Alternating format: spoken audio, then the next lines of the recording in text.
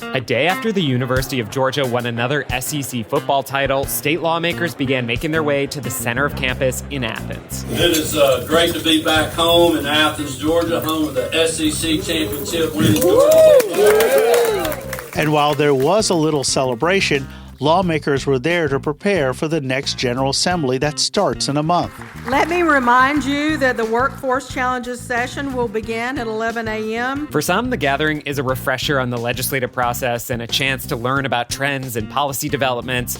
But for new lawmakers, the conclave is kind of like freshman orientation. I mean, it's a lot. You know, you come into your role with your experiences and your area of expertise, but there are lots of issues that you're going to have to vote on, and you really realize how much you need to learn. On this week's episode, we introduce you to one of those new lawmakers who's just 23. How can we have a state that champions and sees all of us, no matter where we come from, who we love, what zip code we have, and what we look like? And we will preview some of the issues and trends that could be front and center for the 2025 legislative session. I'm WABE Politics reporter Raul Bally. I'm WABE Politics reporter Sam Greenglass, and this is Plugged In, a WABE Politics podcast.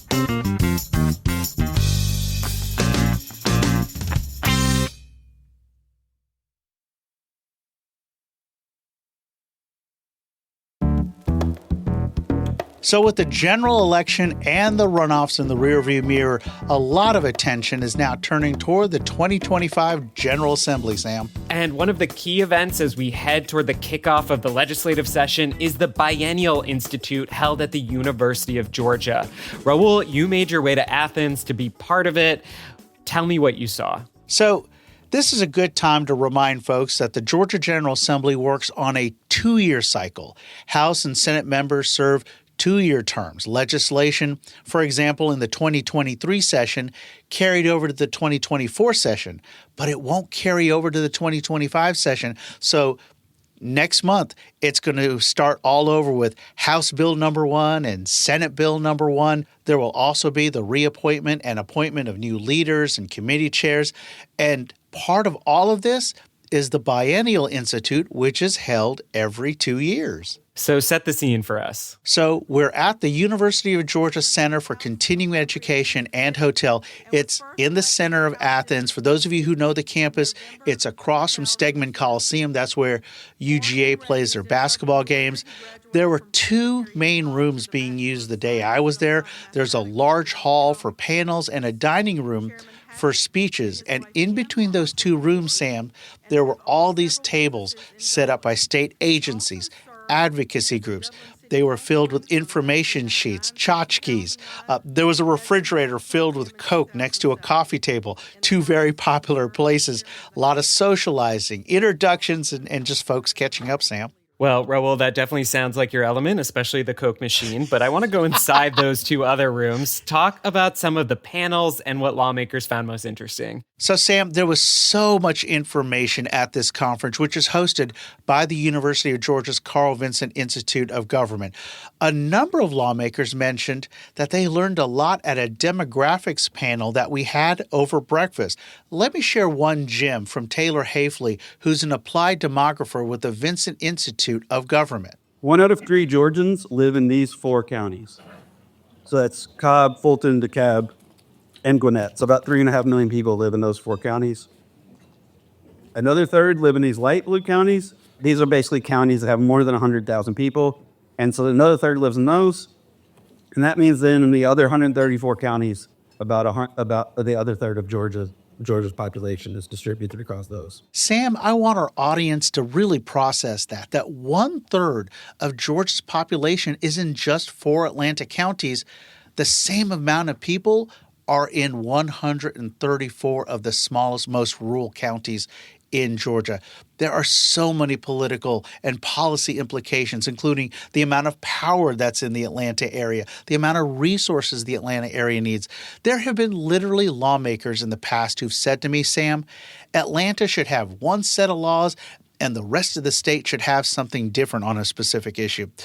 Democratic State Senator-elect Rashawn Kemp of Atlanta is one of those lawmakers who told me that he learned from this panel. This process has been really helpful in just helping us to learn more about, issues that we may not be, experts in, but we do need to be familiarized with. Okay, so that was breakfast, but this was an all-day, multi-day retreat. Take me through the rest of the day. So right after that, we had an interesting couple of panels on legislative power.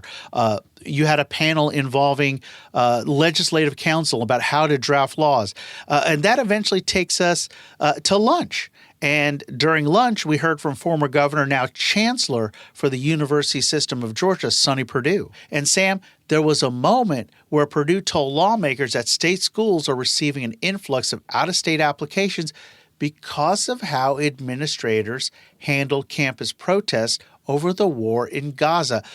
That perked up the ears of some lawmakers in that room. There was some tepid applause, also some pushback from groups like the Georgia Council on American Islamic Relations.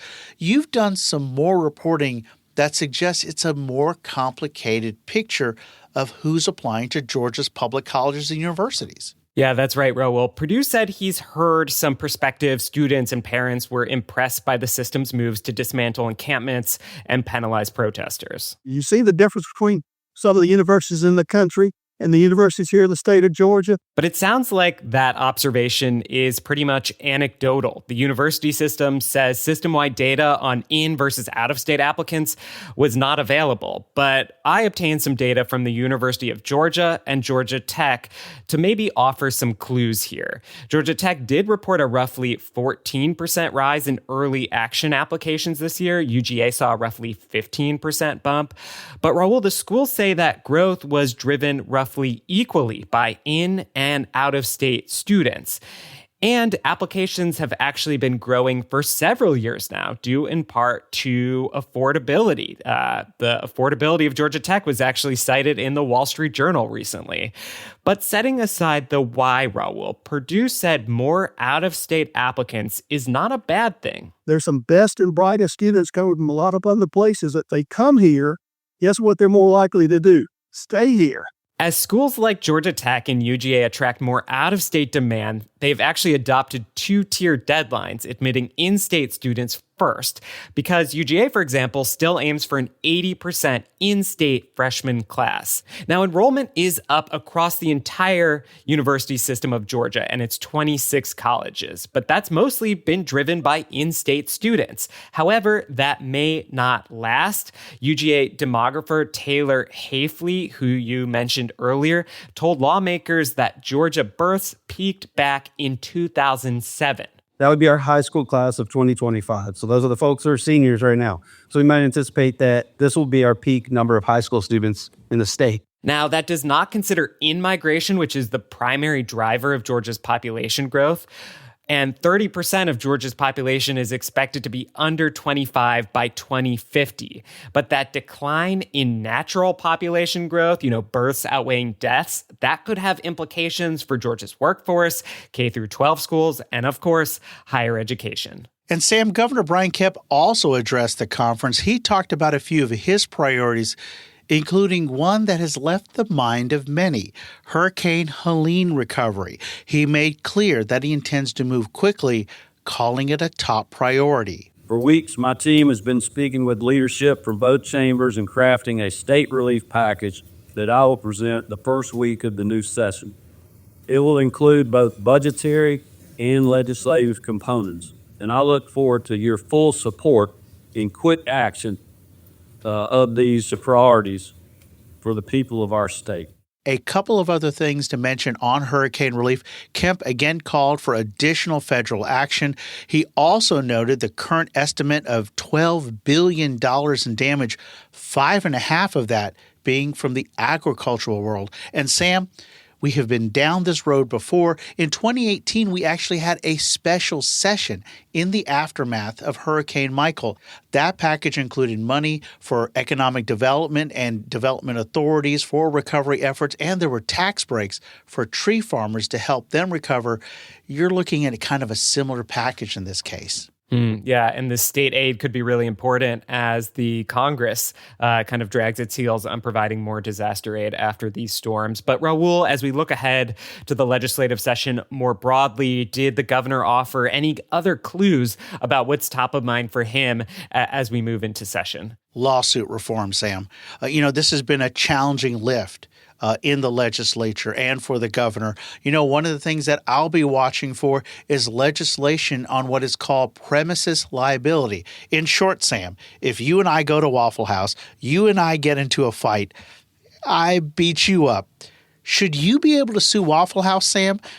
Or should there be limits on that? Look, Sam, we're going to learn a lot more in mid-January with the governor's traditional address to the Georgia Chamber, his State of the State address, and with his presentation of both his proposed 2025 and 2026 budget. Sam, big picture, what are you watching for with this session? Okay, let's stick with schools. I'll be expecting legislation to codify a ban on transgender girls from playing girls' sports. Now, the Georgia High School Association already blocks trans girls from girls' teams following a legislative push in 2022. But now some Republican lawmakers want that rule enshrined in state law. And some want it to go even further than an attempt to do that last session by including colleges, not just in the K through 12 setting. A study committee convened by Lieutenant Governor Burt Jones is set to make recommendations on this front on Friday. And this also comes on the heels of the Trump campaign focusing on this issue during the 2024 election. Now, speaking of elections, I'm also watching for more election legislation. A little background here. Georgia voters are more confident in 2024's election results than they were after 2020. That's according to a survey conducted by the University of Georgia out this week. In that survey, we learned that after 2020, just over 60% of Georgia voters were confident or somewhat confident the votes in Georgia were counted as voters intended.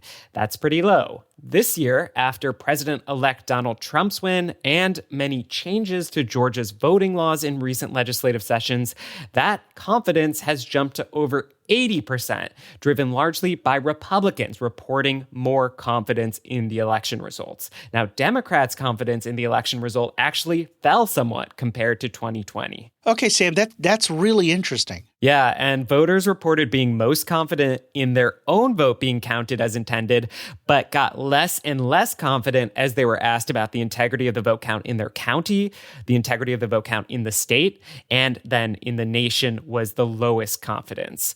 However, the survey found roughly 98% of voters reported no problems voting, felt safe casting their ballot, and rated the performance of their poll workers as either excellent or good. Now, despite all of that good news, I still expect some debates at the legislature over continuing to tweak election laws, particularly around issues of mass voter challenges and election certification, topics that the state election board has urged the legislature to take on.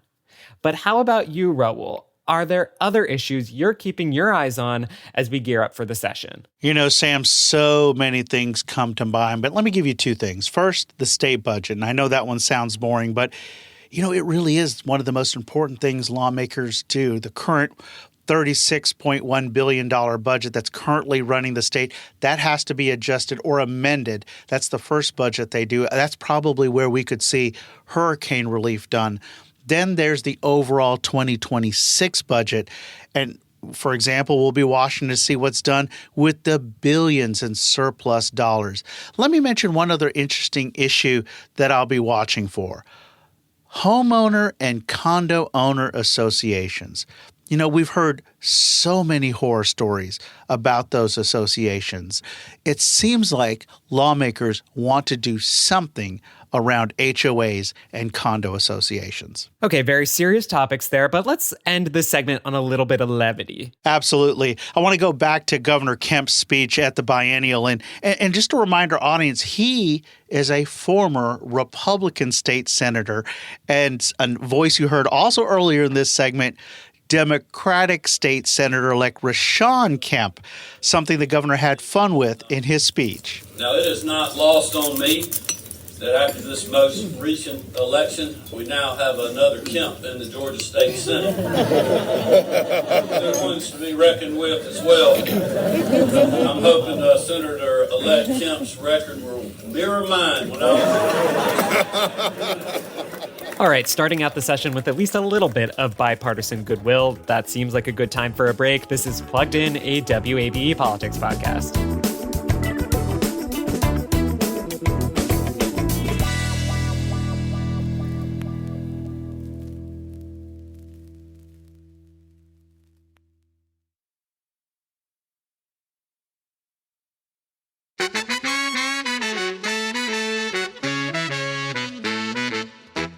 Welcome back to Plugged In, a WABE politics podcast. 22 new state lawmakers will take their seats at the state capitol when the Georgia General Assembly kicks off January 13th.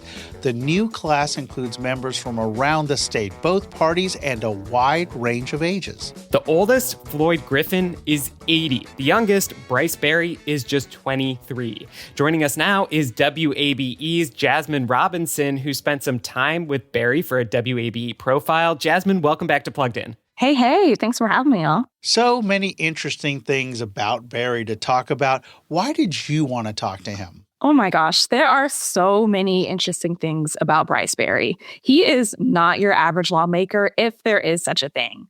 I think the first thing that really piqued my interest in him was the fact that he is only 23 years old. So he is the youngest lawmaker in the Georgia legislature right now, and it's really not often that we see people this young run for any office in general. And me personally, I'm only a few years older than him. So there was an immediate personal connection for me. I started imagining, what would it be like to be, in the state legislature, working alongside people who are decades older than you with decades more experience. I mean, those are really big shoes to fill at such a young age. What also really intrigued me is the fact that he is a 7th grade math teacher. He teaches at an APS middle school in Southwest Atlanta. So his students are really only like 10 years younger than him. So I'll be the first, one of the first active teachers in our state house, that's directly, going from the state legislature back to the classroom. And it's such a needed voice in our state house. So the fact that he's so young and he's also a public school teacher makes him incredibly unique in the state legislature. Okay, so Jasmine, as soon as I read your really excellent profile of Berry, I really loved it and wanted to talk to you on the podcast. Listeners can read that whole profile at wabe.org. And one of the things that really jumped out to me is the fact that he's going to keep teaching while serving in office. That seems like such a big commitment. How exactly is that going to work? Absolutely. When I last spoke with Berry in November, he hadn't really yet figured out exactly how he's going to manage teaching and being a lawmaker at the same time during the legislative session. So he's still kind of exploring his options and figuring out how it's going to look like in practice. And, it's very rare that active teachers serve in the Georgia legislature. Probably a big reason being that the schedule is just really tough to make that happen. And because it's so rare, he doesn't really have much of a model to work from. But what he did tell me is that he's anticipating having to take a leave of absence from teaching for about 4 to 6 weeks or so during the busiest time of the session. But Berry really, really stressed how much he wants to be there for his students, because after all, they are why he ran for office in the first place. My whole campaign was premised off my students. They're my North Star for quite literally everything I do, everything I would decide on. What do they need? What do their families need? What do their communities need? He's not the first teacher in Atlanta to make headlines after being elected to a public office. Alfred Shibby Brooks, who is a good friend and peer of Berry's, was elected to the APS school board in 2023. And he was the first active teacher elected to the school board ever in its history. So we're kind of in a moment of teachers, stepping up to make a difference in their students' lives. And we should note that Atlanta Public Schools holds the broadcast license for WABE. Another thing I want to note, Jasmine, is that Berry unseated an incumbent who attracted a lot of attention in recent years under the Gold Dome, in particular for votes on allocating public money for private school tuition. Raul, can you just refresh our listeners' memory about this history of this particular seat? So the incumbent for this seat is former Democrat and now Republican Misha Maynor. She split from the Democratic Party over a number of issues. The district still a heavily Democrat district that runs from Midtown Atlanta down to Southwest Atlanta. It was a major uphill battle if she was going to win re-election in that seat. Really, this seat was decided by the Democratic primary. Jasmine, let's back up. Why did Berry decide to run for this seat? He first decided he was going to run for office during his first year as a lead teacher, which was during the previous school year, so about a year ago. And there were two specific things that two students at his school had experienced that made him want to advocate for them through policymaking. He says that one student had a family member who was a victim of gun violence, and another student's family had dealt with an untimely eviction. And he really saw these two instances as things that could have been preventable with different state policies. If no one's going to be there for my students, if the state is not going to see my students for the value that they bring and the potential that they bring, then hell, it's going to be me.